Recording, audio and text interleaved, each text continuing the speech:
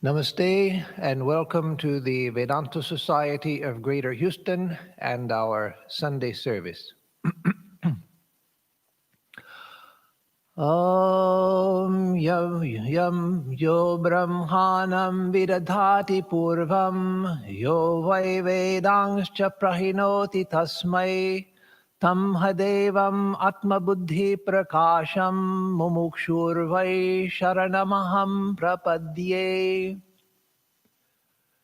We take refuge in that infinite light which illuminates the hearts of all, which is the source of infinite knowledge, Veda, the repository of all knowledge, and the source of the Creator himself.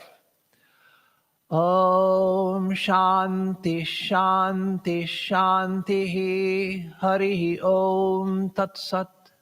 Om peace, peace, peace be unto us all. So this morning, my topic is the topic of gratitude.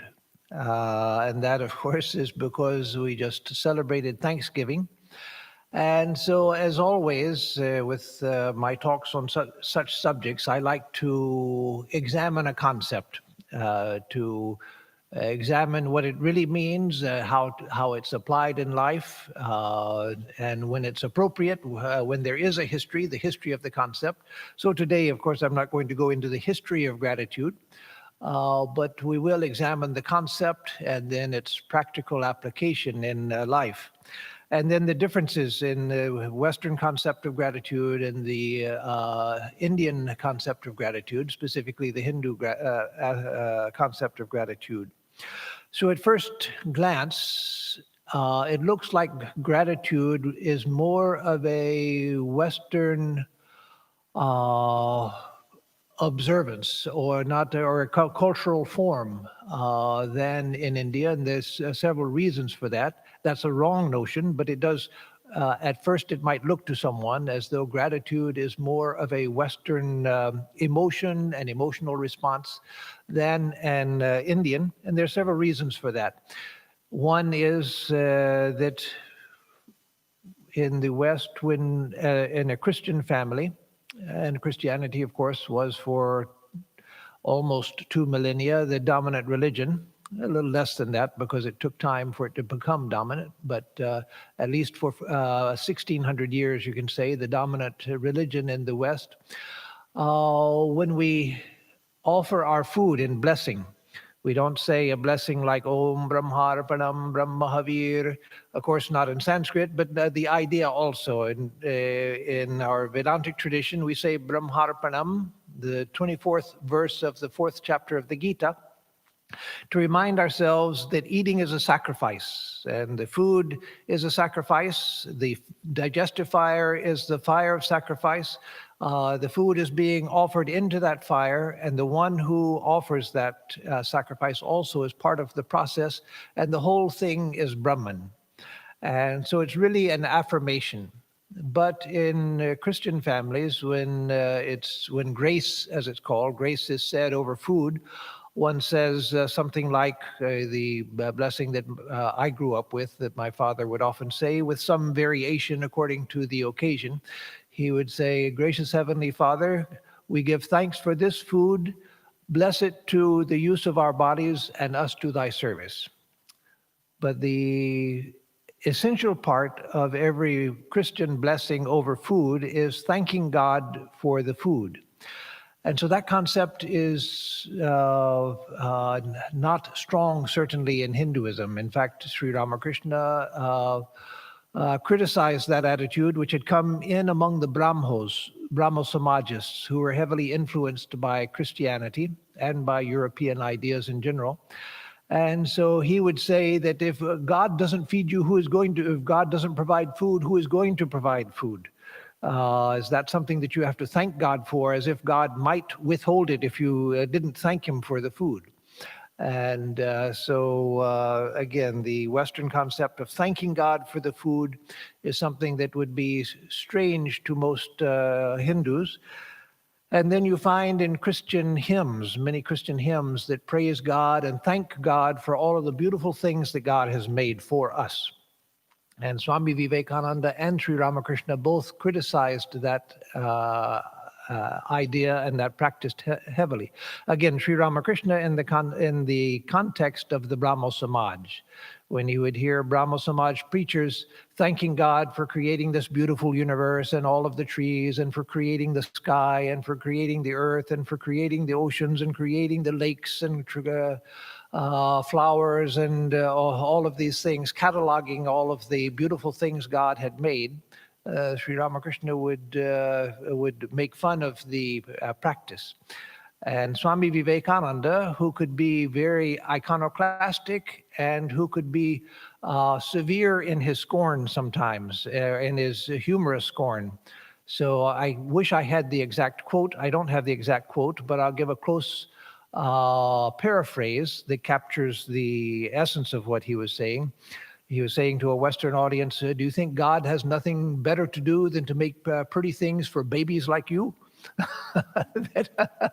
A rather severe statement. That thanking God for making the pretty trees and for making the pretty flowers, because that is behind that idea of thanking God for these things is the idea that God made the earth and everything on the earth for us and for our enjoyment. Now, that, again, you don't find in Christian mysticism, but that is in popular Christianity. And so I don't want to go on about that because I'm not really, my intent is not to make fun of another religious tradition because it fits into the context of their whole belief system. But from a Hindu standpoint, it is something that is thought to be superficial, that the relationship with God is not that God is like somebody who made all kinds of nice things for us and put us here in a nice world with pretty things for us to enjoy. No. So again, it looks in the beginning like, at first glance, as though the practice of gratitude and the expression of gratitude is very much Western and not so much Indian. And having come into Vedanta from a Western background, having read books on Vedanta and decided this is the tradition I wanted, and coming into it from a very different background, then these differences strike someone like me quite strikingly. And I heard for many years swamis from India laughing at the practice of children thanking their parents for things. So if the mother serves the child some food on the plate and the child says, "Thank you, mommy," and to a Hindu, that looks very strange. Well, you're going to thank your mother for giving you food? What else is a mother going to do? So the whole practice of reflexively and instinctively saying thank you about everything anybody does, you say thank you for it. That looks strange to a traditional Hindu. Of course, Indians coming to this country and living in this country, they get used to it and get used to the fact that it's expected. But that also is something that at first to a Hindu looks very strange. And I heard when I was in training center, brahmacharyans used to ask me about that and make fun of the practice that, well, you expect everybody to say thank you when you give them something. But if they don't say thank you, then you get angry. So that shows that the practice is not a good practice because it becomes an expectation. It's not thanking you from the bottom of your heart because you want to thank them, but it's a social expectation. So, of course, we can make fun of social practices anywhere in the world. We can make fun of Indian social practices, American social practices, French, African, Chinese, Japanese social practices, looking at the social customs and the language of manners, the language of politeness in different cultures. It's easy from another culture to make fun of the practices of a second culture, just because the languages are different. I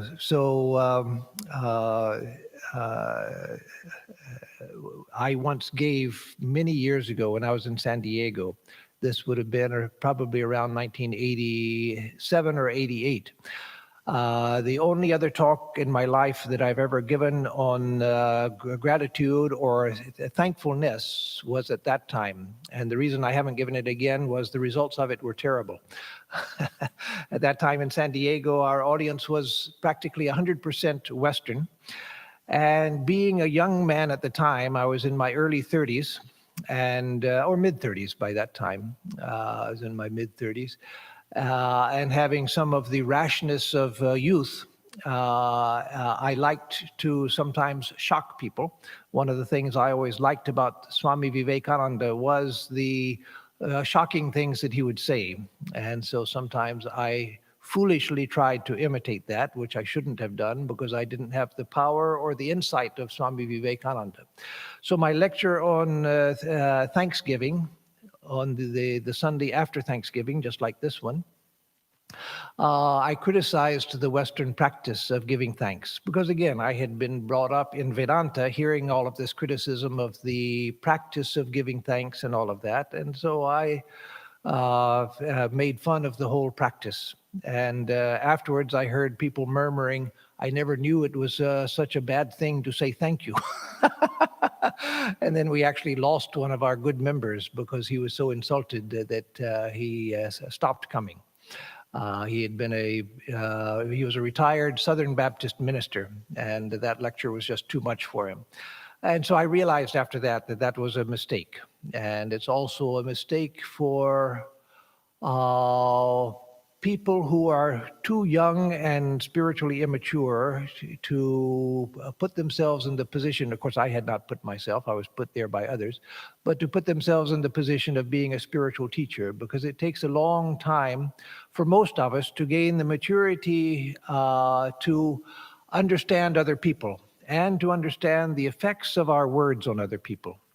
So anyway, all of that is to say that this is the first time I have dared to speak on gratitude again since then. So again, coming back to the main thread I was developing as an introduction to the topic, again, it looks like gratitude or the expression of gratitude is very much a Western practice. Not an Indian practice, where nowadays in India, many people say thank you, but again, that's through the influence of Western culture. It's not a native practice. And the reason for that is not that in India there's no such thing as gratitude. No, gratitude is a universal experience, psychological experience, of psychological fact. But the reason in India it's not expressed, except among modern westernized society, is that it was thought that if I give you something and you thank me for it, that thereby you are, in a sense, psychologically, emotionally, you are repaying me for the gift. But I give you something because I want to give it. And there it ends. I give it, it's given, it ends. I don't want anything back from you. Otherwise, it's a type of shopkeeping. So this is the psychology behind the idea that giving thanks for receiving something is not a good practice, and why it was not done traditionally in India. Because again, it brings in the element of barter. And that's why people would make fun of the practice and say that, well, I say thanks to you when you give me something, but if I don't say thanks, then you think I've done something wrong. So you expect the thanks. So then it's not just freely given. So then it's just a bartering. And so that's the psychology behind it. I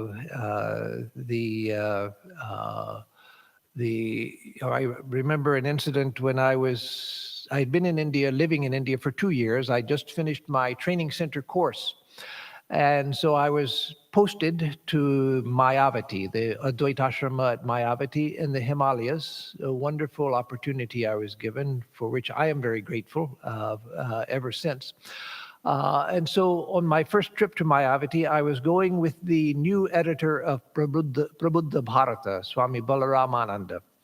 And he was a Swami, much senior to me. I was still a brahmachari. I just finished training center. And so in the train, I was in the second class. By that time, they had gotten rid of the third class. Otherwise, I would have been in third class. But the third class had been ended by that time. And he was in second class AC, I think. I was in the second class without AC. So I was in a separate compartment. And he had, because he was going to be editor, he had many trunks of books and documents he wanted to take to Mayavati for his work. It was 13 trunks. And so those were in a second class compartment where there are no doors or anything. So I had to be very vigilant to make sure nobody took anything. And so the whole compartment was filled. All of the space under the beds and on top of the bunks during the day were filled with these trunks. And when we got to Lucknow, we had to change trains to a mid-gauge train that would take us to Tanakpur. And so I had to get all of these trunks off of the train, and I'm one person, and he's somewhere else in the train in another bogie, so of no help to me in that. And so there was a simple man, obviously a Hindu man, seated in the same compartment, and he saw my problem. So he came out and helped me take all of these trunks out and helped me guard them while I was doing it so nobody would make off with one of them while I was coming back in to get another one. So after that, I said, Dhanyavad, Dhanyavad, which the Hindi for thank you, though it's, again, not much used in India, but there is a word for it if you need it. So I said, Dhanyavad. And he looked so hurt. He said, Ram, Ram, Ram, Ram, Ram, Ram, Ram, Ram, Ram, like that, like I had said something horrible to him, like I had just insulted him by saying Dhanyavad. But I understood the problem. I immediately understood that he had done it out of the goodness of his heart. And he was doing it because he saw I needed help. And by saying Dhanyavad, again, it was like giving him money. It wasn't that bad, but it was like giving him money when he was offering a pure act of kindness and not without any expectation. And so by saying Dhanyavad, I had hurt the purity of his intention. And so again, that's just to give an example of the psychology behind the traditional thinking. So in India, there's the idea, or in Vedanta, and wider than Vedanta in all of Hinduism, there's the idea of nitya naimittika karma. That is, acts which are to be done every day and acts which are to be done on special occasions, which are prescribed by the scriptures, that on every day you should do this, and on special occasions you should do these things. And so the tradition is that if you do those things, you're not getting any merit because you're expected to do those things. Those are the things that you're expected to do. If you don't do them, you get demerit, but you don't get any merit for doing them. So the idea is you don't get thanks for doing good things. That's expected. You're supposed to do good things. If you do bad things, then of course you get blamed for that. And so that also is part of this psychology, which is quite different from the Western idea. And so if you do something good, you do it because that's what else are you going to do? What else is a good person going to do but something good? And so it's not something where there has to be this social recognition that I did something good. So I'll come back to that and explain why in a Western context, giving thanks and children even thanking their mothers and fathers, why it makes sense in a Western context. But first I want to give that stark distinction between the two.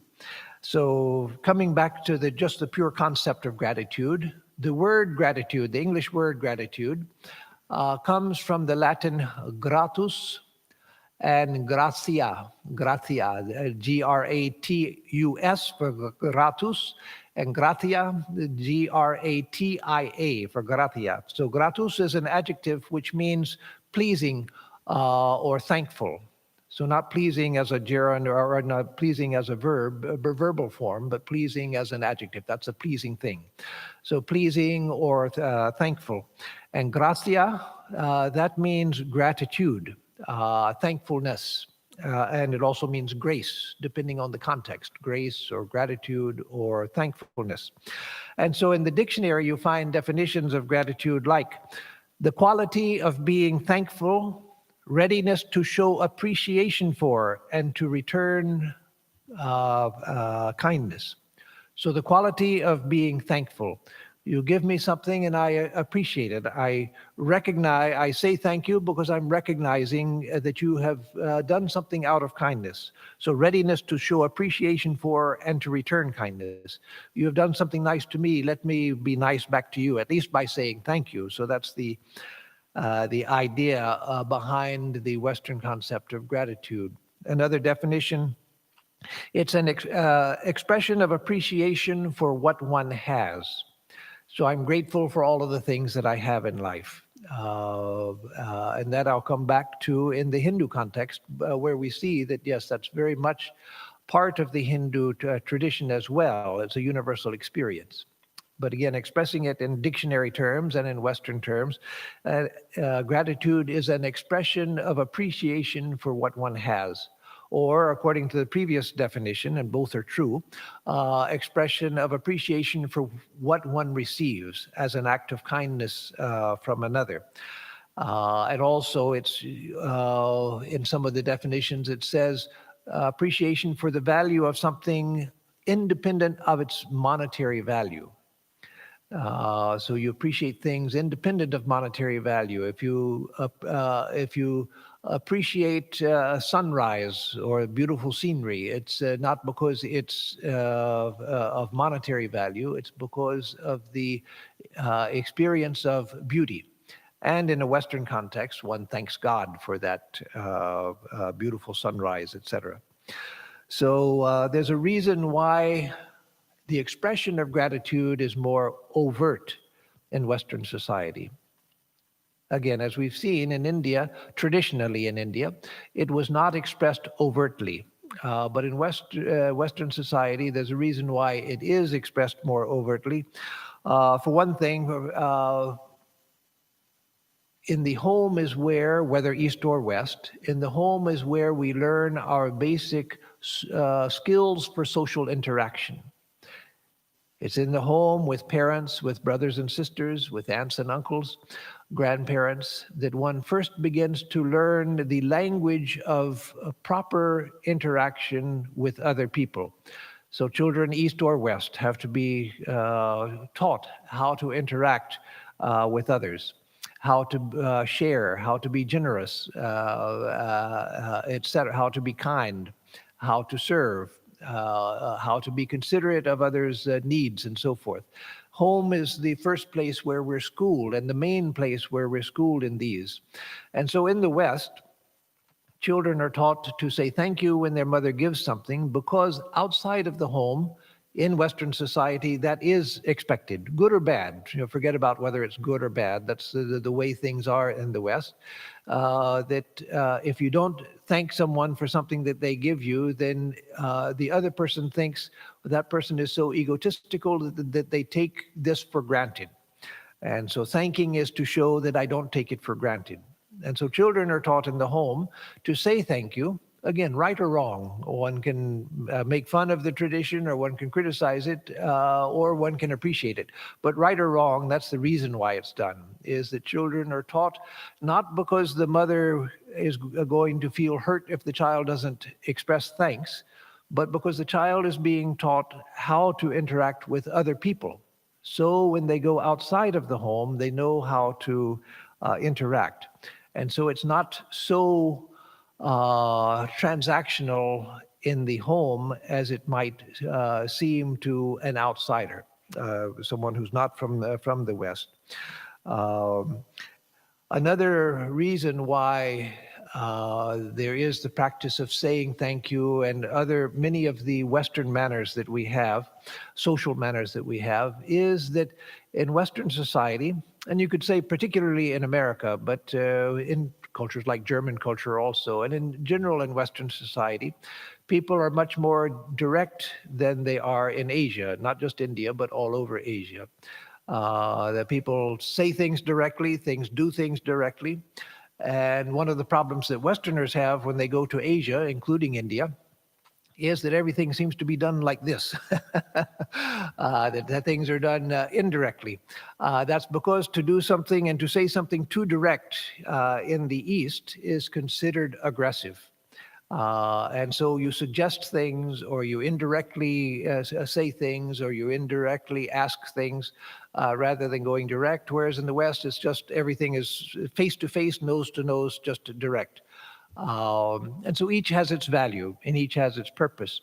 But because Western society is more direct, there have to be softening factors for that directness. Otherwise, it becomes too aggressive. And so all of the social niceties of saying please and thank you and all of that come into being because it's a way of softening social interactions. In the East, that's not, and again, not just India, but all over the East, that's not as necessary because, again, everything is done indirectly. You never say things too directly to a senior. You never address a problem too directly with someone. You're careful to do it by indirection.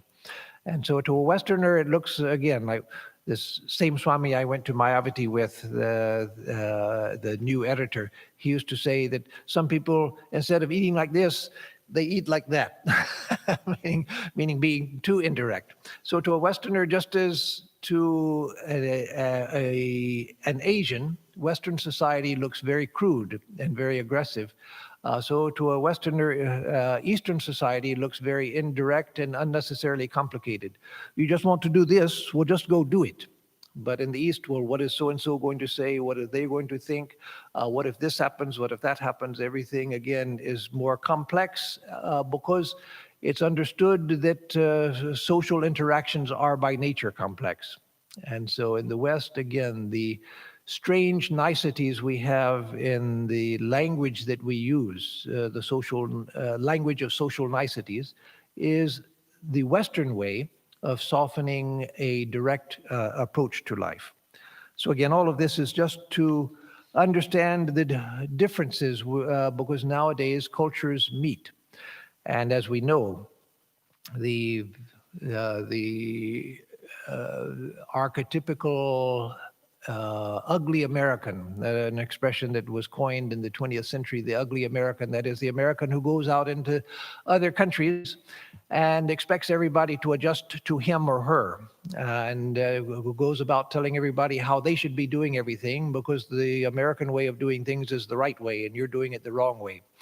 And so that now that it's not just Americans who are wealthy enough to travel around the world, but people from all countries around the world are traveling, we find it's not a phenomenon just of Americans, but everybody comes from a cultural bubble that when they step out of that bubble, the world, they have to adapt to the world rather than expecting the world to adapt to them because they're in another country where the customs are different. So again, the reason for all of this discussion is just to understand the distinctions. And then in the West also there are elements of thankfulness which come from the religious background, again from the dominance of Christianity in the West, where there's the idea that we have been saved from eternal damnation by God. Now again, in the mystical tradition of Christianity, there you find a whole different dimension of thought, a very beautiful dimension of thought. But in popular religion, the idea is, and popular religion as it's taught in churches and so forth, in many churches, not all, is that God is a judge and that we are sinners by nature and that God has the tendency to get angry over our sin and that God can judge us harshly. And so if we're not judged harshly, then we're extremely grateful to God. And extremely grateful to God that he sent Christ and had Christ crucified on the cross so that the doors of heaven could be opened to us if we believed in Christ. And so that adds a whole nother layer to the idea of thankfulness in Christianity, where we are by nature sinful, and it's only by the grace of God, that is, only by the kindness of God, that we are saved from eternal suffering. Uh, so again, it's not that most Christians think about this all the time, but some do. Uh, you, Most of you have heard of Jonathan Edwards, the great Puritan preacher in early American history in New England and Massachusetts, one of the Puritans. He gave a famous lecture on oh gosh, now I don't remember the title. It's a wonderful title. It's a horrible title, but it's wonderful in its horridness. But the idea of his whole lecture was, the name of the title, the sermon, of course, was "Sinners in the Hands of an Angry God." Sinners in the Hands of an Angry God. And the theme of his sermon in church that Sunday was that we are all hanging by the thinnest thread of grace over the fires of eternal damnation. We're held by the thinnest thread of God's grace over the fires of eternal damnation, and the least bad thing we do, God might just let go of it, and we'll be in eternal fires for all eternity with no turning them off, with no escape. It's said, I've never studied this to find out if we actually know historically if it's true or not, but it's said that many in the congregation after that sermon, they went home and committed suicide. They were so terrified by the sermon that people committed suicide. They were so horrified at the thought of being held by a thin thread over the eternal fires of damnation that could break in a moment with the slightest wrong move on our part. So the tension was too much for people. At least that's what is said, and perhaps it's true. So that also is a religious element. And again, not that most Christians actually, that's an active idea in their minds, but it is there in aspects of Christianity, and it is there as sort of a background element in Christianity, which brings another element to this idea of gratitude and thankfulness to God, that God is protecting us from eternal damnation through his kindness.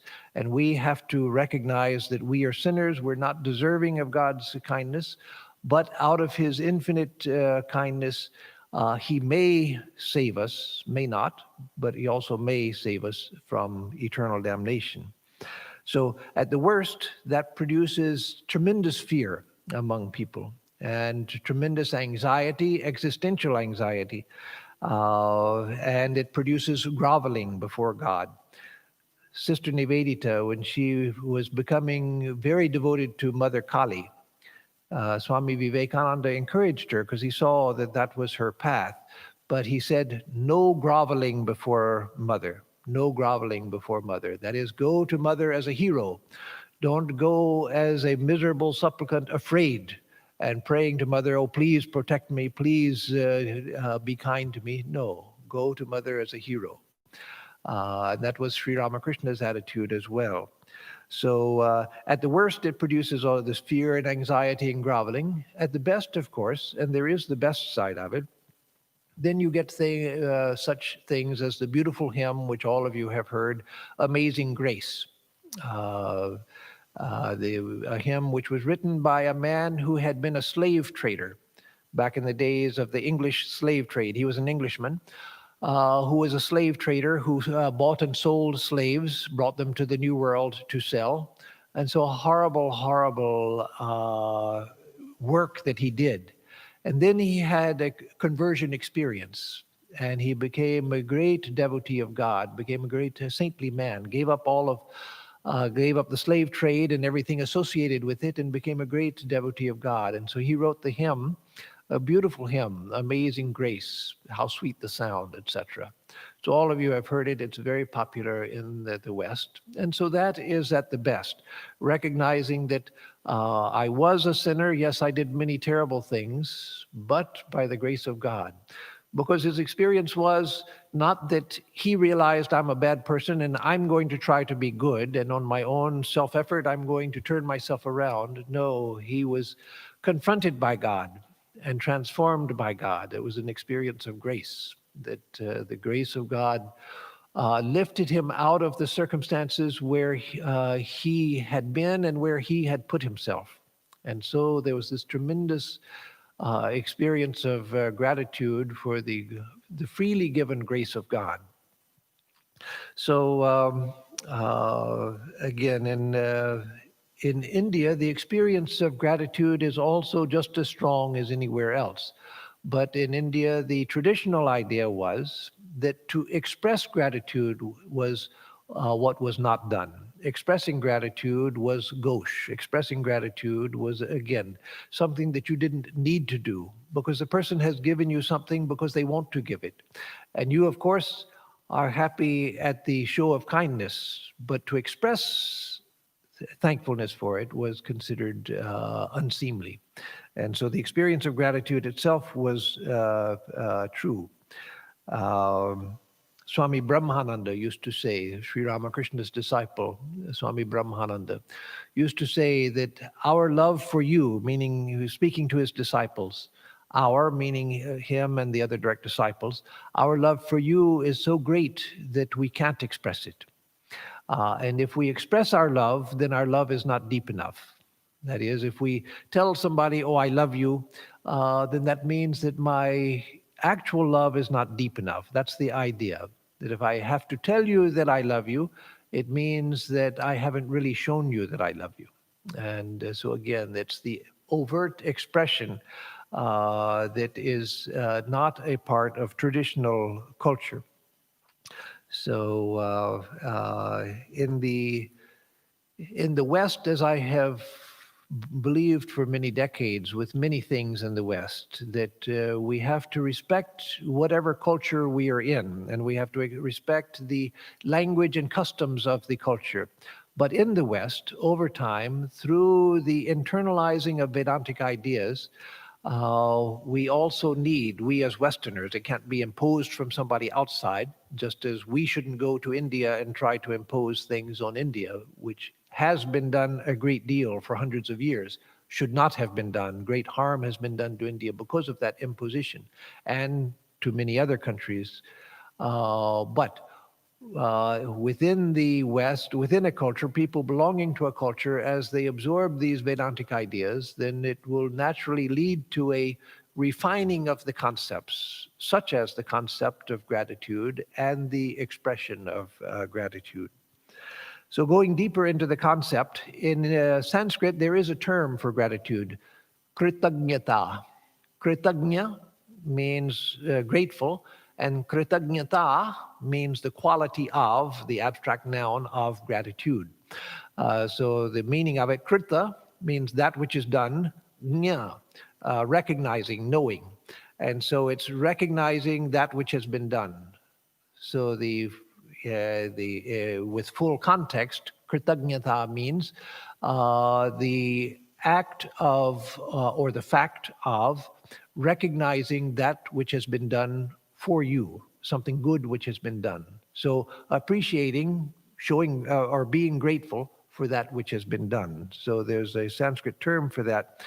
And so again, gratitude or kritagnyata means recognition that I have received something that I didn't earn. If I go to the store and I buy something, yes, in the West we say thank you to the clerk and the clerk says thank you to us, but that's a social nicety. That's not really gratitude. It's just a social transaction. I paid the money, and so if I pay the money and you don't give me what I just bought, then you're going to get angry, and rightfully so, because it's not really an act inspiring gratitude. It's a transaction, monetary transaction. So gratitude is recognizing a kindness which you didn't earn, which you didn't pay for. Recognizing a grace which you have received from God, which you didn't pay for, as in the experience of the man who wrote Amazing Grace. So it's a recognition of a grace or a kindness is what gratitude or kritagnyata is at its basis.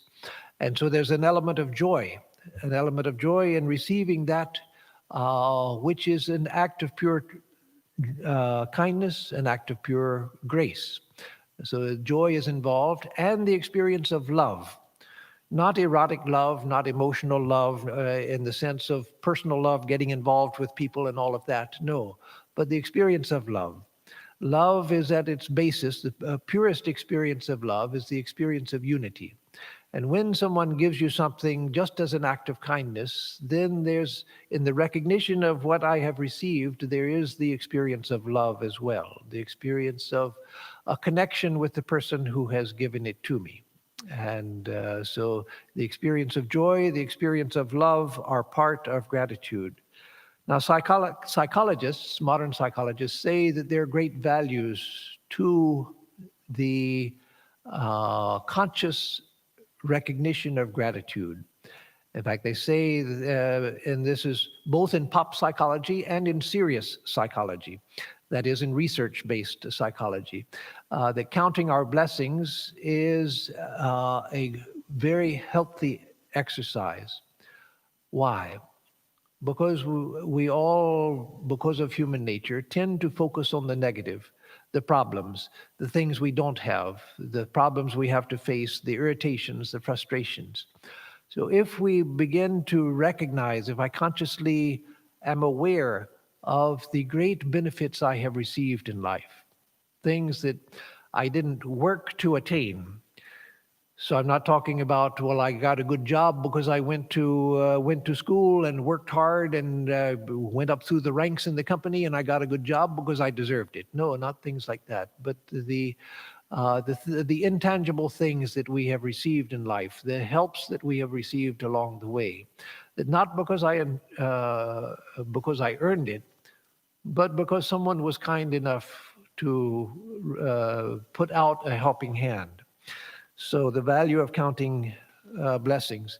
One of the strange things, is sort of a tangential thought, but a strange thing that came to me as I was thinking about this subject last night, is that we're all thankful for who we are without even knowing it. And that can be shown by the simple exercise, or the simple analysis, I should say, that many people wish that they were somebody else, wish that I were like so-and-so, or I wish I could be famous like a movie star, or I wish I could be a great sportsman like so-and-so. But nobody wants to actually be somebody else. We want to be like somebody else. I want to have the advantages somebody else has. I want to have the talents somebody has. I want to have the social position somebody has. I want to have the power somebody has. But if you say, well, you can be that person, you'll stop being you and you'll be that person, but you won't exist anymore. Nobody wants that. Because all of us, there's a basic sense of self, which is, what is the English word for it? The sense of a sense of self which is inviolable. Well, I really want to be me. I may wish I could change all the circumstances of my life, but I want to change them and still be me. So it's a very strange fact. No matter how miserable a person's life is, how terrible their circumstances are, people want to be as themselves. Yes, they may want to change circumstances, but nobody wants to be somebody, actually be somebody else, and for they themselves to disappear. So we recognize that I want to be me no matter how miserable my existence might be. So now coming back to the psychological study of gratefulness, there have been studies which have, research which has been done on the experience of gratitude and how it affects our mental health. And so for one thing, it enhances our happiness. It's found that people who are grateful for the things that they have, and again, that doesn't mean I'm grateful I'm rich and not like those other poor people who are miserable and worthless people. No, not that. But people, even poor people, are grateful oftentimes for things that they have. And so the pure experience of gratitude makes us happy no matter what our position in life, recognizing the advantages that I have. And again, not advantages over other people. I'm glad I'm not like those miserable wretches. No, but just the simple recognition that I'm so grateful for this.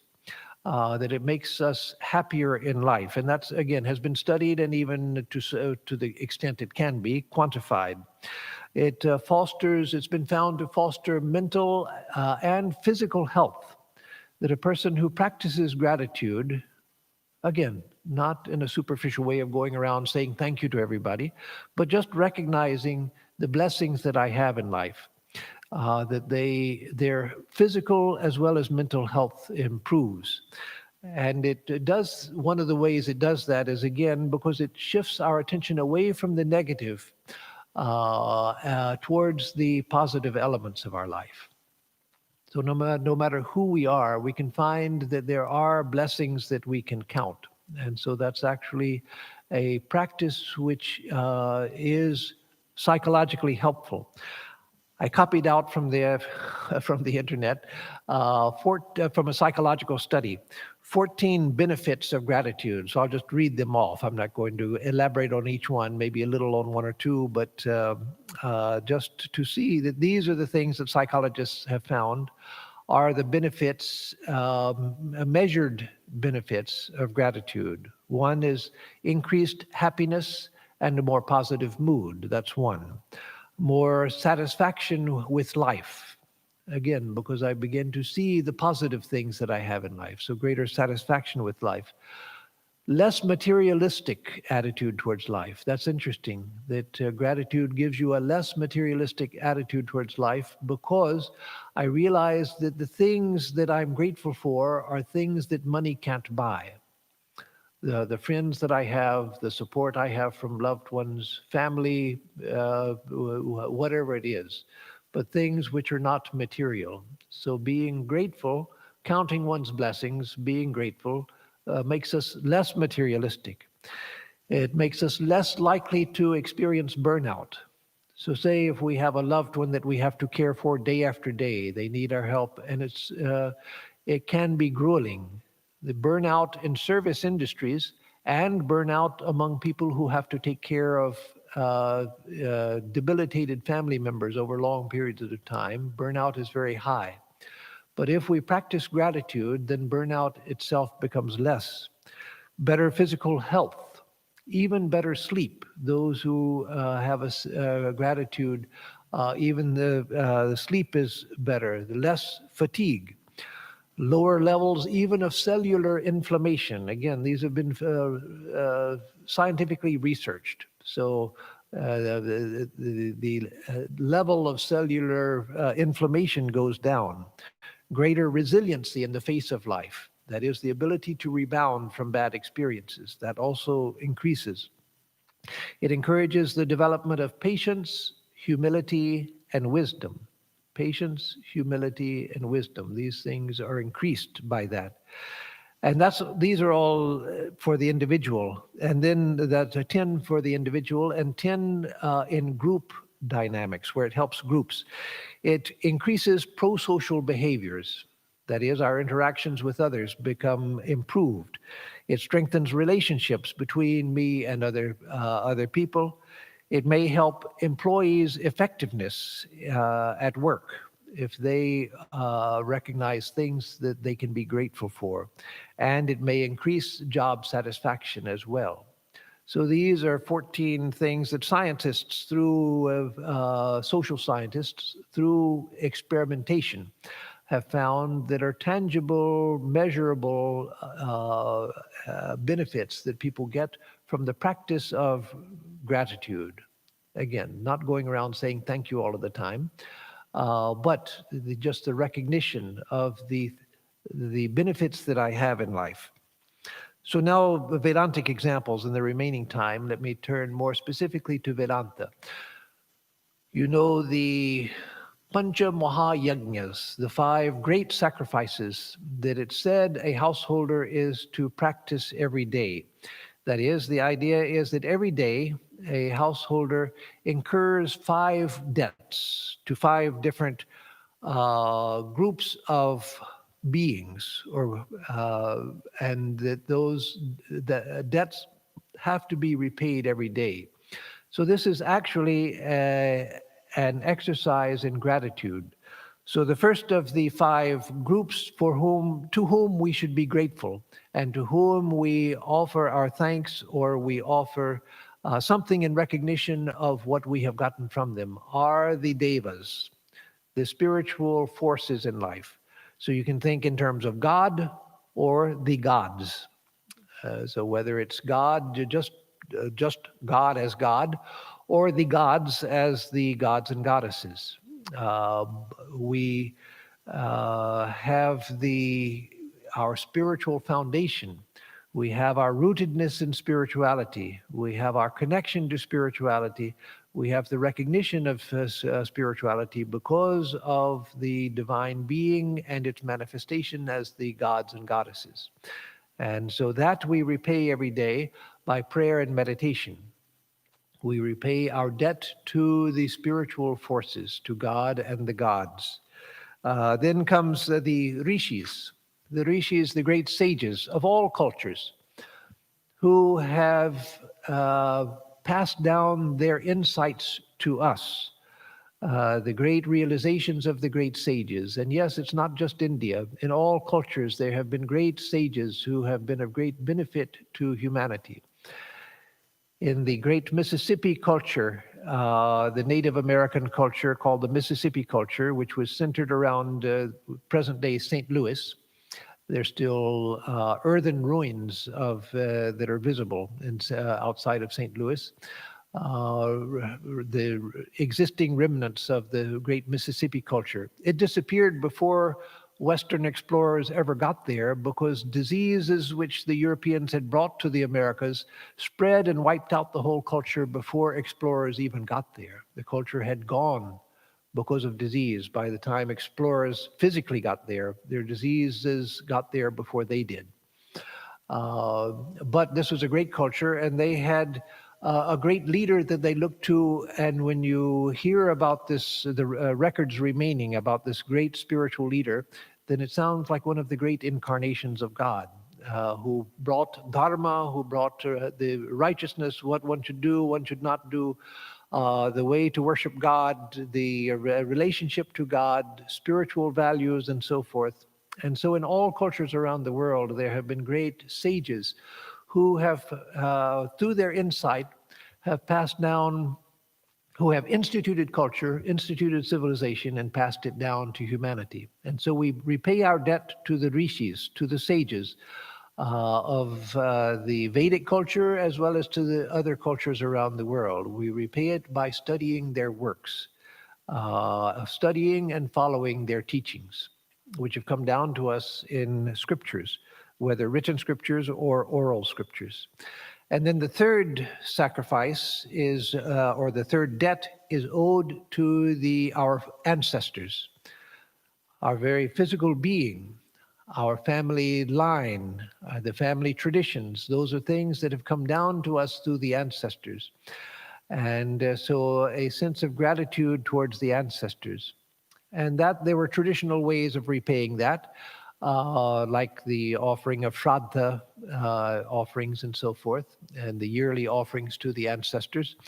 But in a universal way also that anyone can practice, the leading of a noble life with the idea that let me reflect well on my ancestors.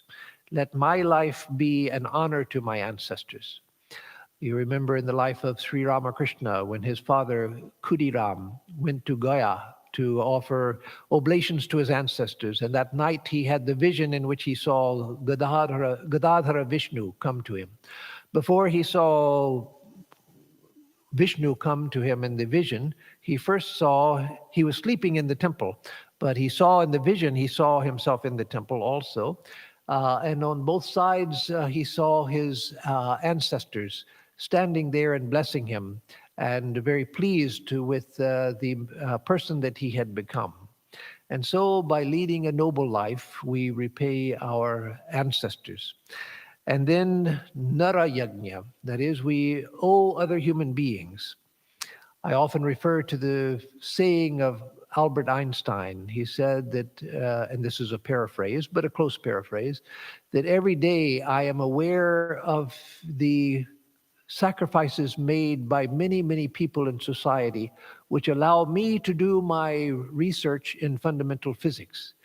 What he meant was he was aware of the garbage collectors, the street sweepers, the medical personnel, the policemen, the people who maintain the civic society, and so many things are done so that he could dedicate himself to fundamental physics. And so all of us are indebted to humanity at large for the many things, the intricate, infinitely intricate web of human society, which allows everything to happen so that we don't have to do everything. We can do that which is our part, but there are many others who are doing their part. And we all benefit from the mass of humanity who are doing their part in the web of life. Even those who are bad examples, they give us their bad example so that we can learn from it. Were it not for their bad example, we would be much poorer because we wouldn't understand how to be good. And so let me go back to our gratefulness to our ancestors. There are many people, unfortunately, who had very bad relationship with their parents. They had parents who weren't good people, the parents who didn't do good things. So how is one to be grateful for that? Well, no, even there we have to come to terms with the fact. And we can do it, the fact of our parents and ancestors. And that we can do, even there we can be grateful because of the example they gave us. The example that they taught us that this is not what I want to be.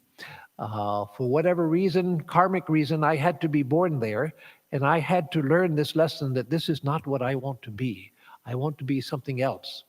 And then also to recognize that if I had been in the same circumstances as my parents, I would have grown up the same also. And so I recognize that they were slaves of their circumstances, and so I forgive them. And I also thank them because of the example they gave to me, the negative example that they gave to me, even if it's negative, yes. And so then to other human beings. And then the fifth is to other beings, to animals and plants, because it's the web of life as a whole which allows human life to survive. We couldn't survive without the web of life, as we're finding out more and more clearly through the study of ecology and through the study of the damage which is being done to the web of life by human actions. The tremendous damage that we're doing through pollution, through inattention, through over-extraction of resources, overuse of resources, through the destruction of resources, through the destruction of the commons that we all depend on for our life. Through that, we're learning more and more clearly and tragically how essential the web of life to us is. And so that traditionally one paid back by the extra food that one has that one doesn't need, by offering that to animals and watering plants and so forth, by the kindness towards animals and plants. So those are expressions of gratitude. And then, of course, in the Hindu tradition, the gratitude towards the guru is one of the most beautiful expressions of gratitude. There are many, many verses written to the guru in the Hindu tradition. In fact, almost every sacred text begins with a Mangalacharanam, a verse, an auspicious beginning verse, oftentimes addressing the guru. So there's the famous Guru Gita from the Skanda Purana, which many of you know, at least you know a few verses of it, like Guru Brahma, Guru Vishnu, Guru Devo, Maheshwara, etc. But let me take a couple of other verses. One अज्ञानतिमिरान्धस्य ज्ञानाञ्जनशलाकया चक्षुरुन्मिलितं येन तस्मै श्रीगुरवे नमः. So my salutations to the Guru who opened my eyes with the collyrium of knowledge. The salutations to the Guru who opened my eyes that were blinded by the darkness of spiritual ignorance and who revealed to me the light of truth. So obviously that's an expression of gratitude to the Guru. I bow to the Guru who opened my eyes that were blinded by the darkness of ignorance and who revealed to me thereby the light of knowledge. And then Shoshanam Papa Pankasya Deepanam Jnana Tejasam Guru Padodakam Samyak Samsararnavatarakam. I bow to the Guru whose grace drains the swamp of sin, who lights the flame of wisdom and takes one across the ocean of samsara. So again, that expression of gratitude to the Guru. And when we think in our own lives of things that we can be grateful for, I think sometimes I've thought often, especially in my later years, of the president of the order, the president of the Ramakrishna order. When one becomes president of our order, it's a tremendous sacrifice. People think, oh, he's such a highly revered person. Yes, highly revered all over India. And by the few of us who are Vedantins outside of India, but all over India, even outside of the Ramakrishna circle of Ramakrishna devotees, highly regarded in India. So it's a position of great honor. But that's way outweighed by the tremendous sacrifice that a person by becoming president of the order that they make. A person by becoming president of the order has no life of their own anymore. Their life is gone. Their personal life is over. When you become president, you have no personal life anymore. That you are at the at the service of the devotees. I saw when the life of Swami Atmastanandaji, who in his younger life, he was a great Swami, became at the end of his life president of the order. And before that, he'd been vice president, and before that, general secretary, before that, assistant secretary, and before that, heads of centers. So he was a great Swami, but he was very aggressive in his most of his life, very aggressive, and he could be very harsh, and he could be very insulting. And so there was that side of him also, as well as his great side. And but when he became president, by the time he became president, all of that was completely gone, completely gone. And he knew that he had one purpose now, and that remained to the end, even when, because of hardening of the arteries and things, he wasn't getting enough oxygen to the brain and he lost his memory and everything. But all through, from the time he became president until his end, he knew that I am here to bless people. And so that was all he did. All he did. He had no personal life whatsoever. His life was just as a blessing to others. So it was a beautiful thing to see, a wonderful thing to see. So Mahapurush Maharaj, the disciple of Sri Ramakrishna, he had a pet dog at Belar Mutt. When he was president of the order, he had a pet dog, as Swamiji before him had a pet dog. Swami Brahmananda, who came in between Swamiji and Swami Shivananda, he was not a dog person, he was a plant person. But Swami Shivananda, Mahapurush Maharaj, he again had a dog after the interim of Swami Brahmananda. And so he used to point to his dog, which would lie at his door. He would say, that is my dog, and I am his dog, pointing to the temple to the shrine of Sri Ramakrishna. That is my dog, and I am his dog. So that also was an expression of gratitude. So what didn't come in the form of thanks be to Sri Ramakrishna and all of that, but it was a recognition of utter gratitude to Sri Ramakrishna, to the point where just as this dog lies at my doorstep, so I lie at the door of Sri Ramakrishna. So the gratefulness to one's guru, gratefulness to one's spiritual teachers, gratefulness to the spiritual tradition. I think every day how extraordinarily fortunate I am, and undeserved fortune to have been given a place in this tradition. So it's an extraordinary grace that was given. And so, again, we all have things that we can be grateful for. Uh, I used to hear Swami Bhashyananda say, I've joined under Swami Bhashyananda in Chicago. He used to say, and we would sometimes laugh about it, not make fun of it, but laugh about it, not in front of him, but among ourselves. He would say that had it not been for Sri Ramakrishna's grace, I would have been a wretch. And we would laugh on our own because we were young people and we didn't realize how hard life is at that time.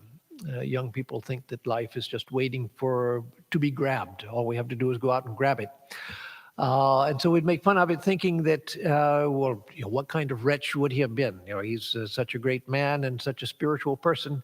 What does he mean by being a wretch? But no, later, of course, I understood that he really meant it. He really meant it. He wasn't exaggerating.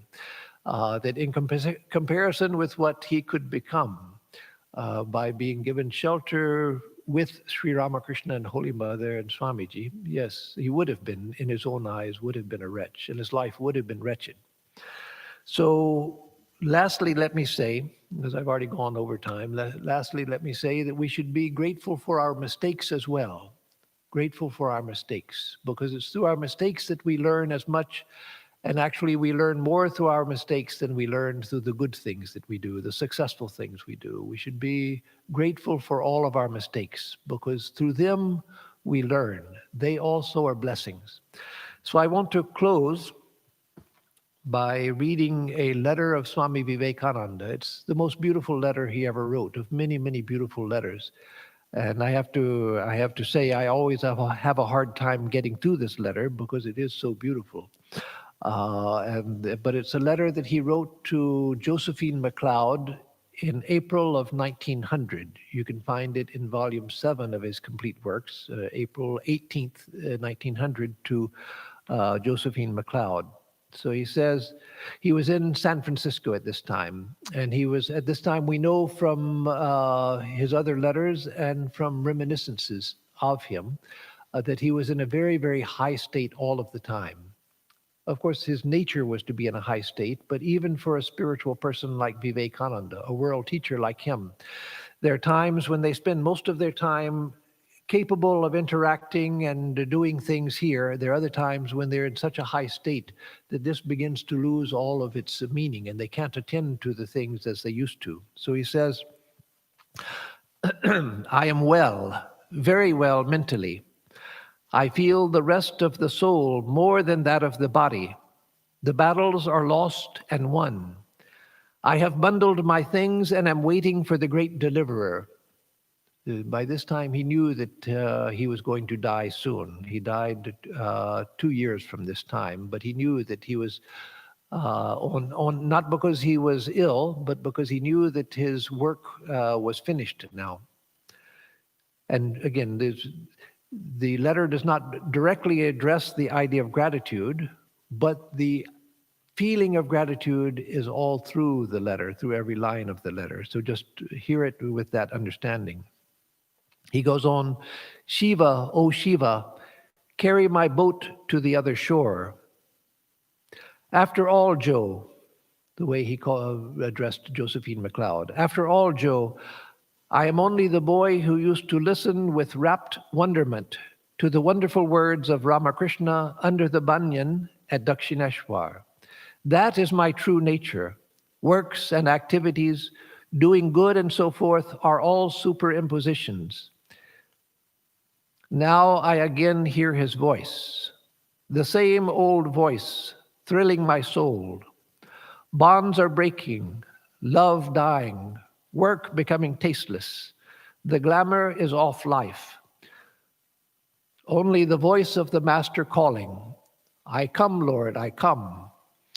Let the dead bury their dead. Follow thou me, quoting Jesus. I come, my beloved Lord, I come.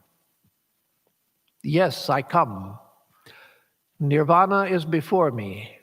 I feel it at times, the same infinite ocean of peace, without a ripple, without a breath. I am glad I was born, glad I suffered so, glad I did make big blunders, glad to enter peace. So again, gratitude. Let me read that line again.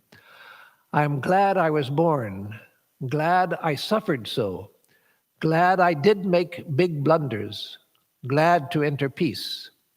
I leave none bound, take no bonds. Whether this body will fall and release me or I enter into freedom in the body, the old man is gone, gone forever, never to come back again. The guide, the guru, the leader, the teacher has passed away. The boy, the student, the servant is left behind. Many thanks for what you and Mrs. Bull have been to me in the past. All blessings follow you forever. The sweetest moments of my life have been when I was drifting. I am drifting again, with the bright, warm sun ahead and masses of vegetation around. And in the heat, everything is so still, so calm, and I am drifting languidly in the warm heart of the river. I dare not make a splash with my hands or feet, for fear of breaking the marvelous stillness, stillness that makes you feel sure it's an illusion. Behind my work was ambition, behind my love was personality. Behind my purity was fear, behind my guidance the thirst for power. Now they are vanishing, and I drift. I come, Mother, I come, in thy warm bosom, floating wheresoever thou takest me, in the voiceless, in the strange, in the wonderland. I come, a spectator, no more an actor. Oh, it is so calm.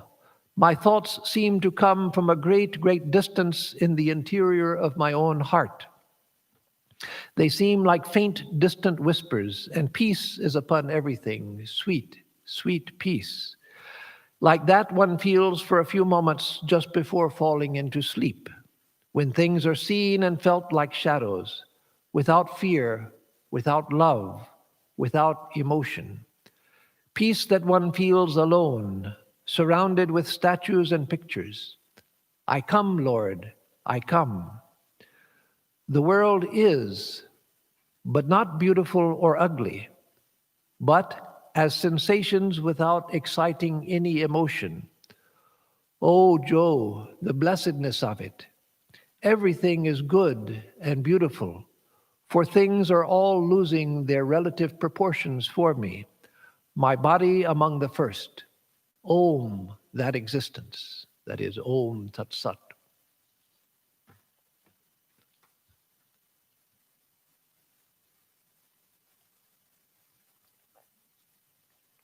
So with that, I will close.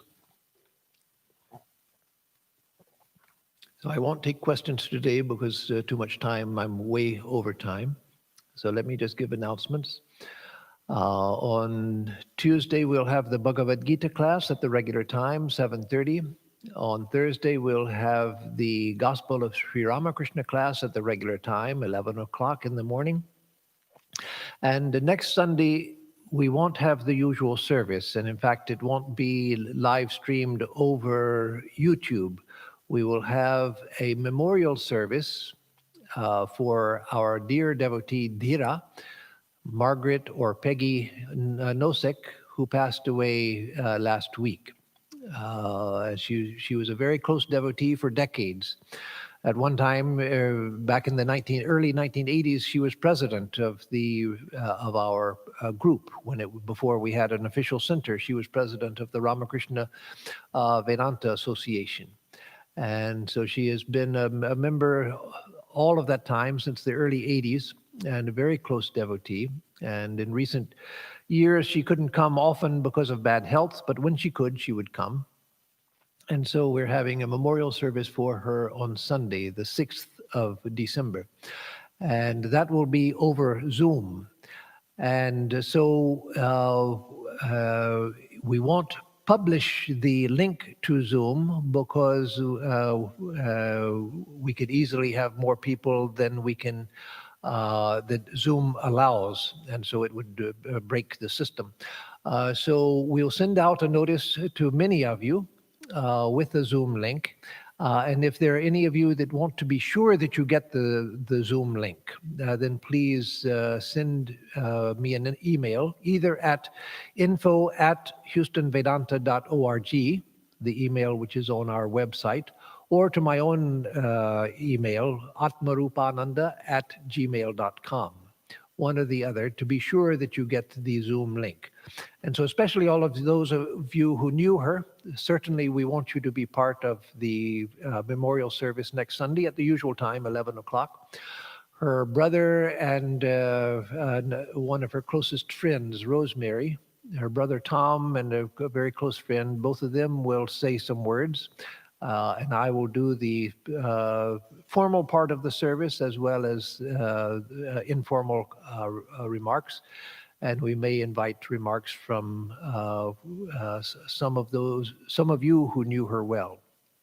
So again, if you want to be sure that you get a Zoom link, please, and you don't have to have known her. If you saw her, or even if you just want to see what one of our services is like, please send your request to me. And we'll be sending out to many of you anyway, but just to be sure that you get it so we don't overlook someone. So those are all of the announcements for now. So let me give a closing chant. Om madhuvatarithayate madhuksharanti sindhavaha madhvirna santoshadhihi madhunaktamutoshasi madhumatparthivagum rajaha madhudyarastu nah pita madhumandho vanaspatir madhumagum astu suryaha madhvirgavo bhavantu naha. Om madhu, om madhu, om madhu. For us who seek the truth, and for all beings, may the winds blow sweetly, may the rivers flow sweetly, may the herbs yield us sweetness. Sweet be the night and the break of day. Sweet be the very dust of the earth. May the heavens pour down sweetness upon us. May the trees, lords of the forest, bear us sweetness. May the sun shed its sweetness upon us. May all the directions pour forth sweetness. Om, sweetness, sweetness, sweetness.